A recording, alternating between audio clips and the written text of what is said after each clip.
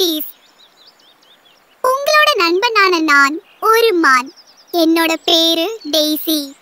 இன்னைக்கு உங்க எல்லாரையும் பார்த்தது ரொம்ப சந்தோஷம். நான் இன்னைக்கு பைபிள் வாசித்து ஜெபம் பண்ணிட்டேன். குட்டீஸ், நீங்க இன்னைக்கு பைபிள் வாசிச்சு ஜெபம் பண்ணிட்டீங்களா? நீங்க பண்ணியிருப்பீங்கன்னு நான் நம்புறேன் குட்டீஸ்.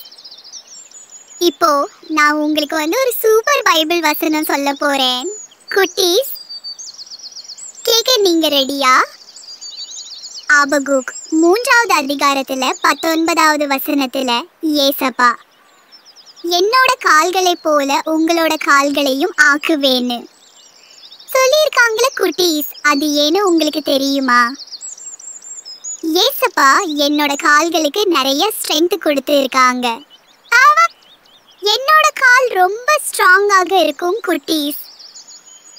அப்போதானே நான் சிங்கம், வேட்டைக்காரன் இது மாதிரி எந்த ஆபத்து வந்தாலும் நான் வேகமா ஓடி மலைகள் அப்புறம் குன்றுகள் மேல கூட ஏறி ஓடி தப்பிச்சுக்க முடியும்.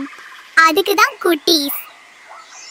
அதே மாதிரி நீங்களும் எல்லா ஆபத்துகளிலிருந்தும் தப்பிக்க ஏசப்பா உங்களையும் ஸ்ட்ராங்காக மாத்துவேன்னு சொல்லுறாங்க. அதுதான், உங்களோட கால்களை என்னோட கால்கள் போல ஆக்குவேன்னு சொல்லியிருக்காங்க குட்டீஸ். சரி, இப்போ நம்ம எல்லாரும் சேர்ந்து எனக்கு பிடிச்ச என்னை பத்தி சொன்ன வசனத்தை கத்துக்கலாமா? நான் வசனம் சொல்லும்போது நீங்களும் என் கூட சேர்ந்து சொல்லுங்க குட்டீஸ். ஆபகுக் 3வது அதிகாரம் வசனம் 19.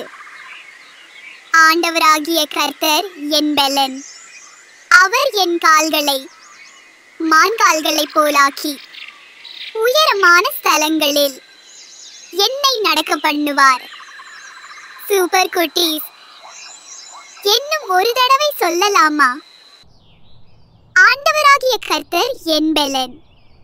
அவர் என் கால்களை மான் கால்களை போலாக்கி உயரமான ஸ்தலங்களில் என்னை நடக்க பண்ணுவார். ஆபகுக் 3வது அதிகாரம் வசனம் 19. சரி குட்டீஸ், நான் கிளம்புற நேரம் வந்தாச்சு.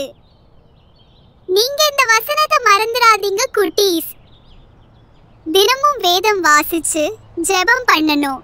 ஓகேவா குட்டீஸ்? குட்டீஸ், அப்படியே உங்க டெய்சி மானுக்கு ஒரு லைக் பண்ணிட்டு சேனலை சப்ஸ்கிரைப் பண்ணிக்கோங்க. அப்போதான் நம்ம அடிக்கடி மீட் பண்ண முடியும் குட்டீஸ்.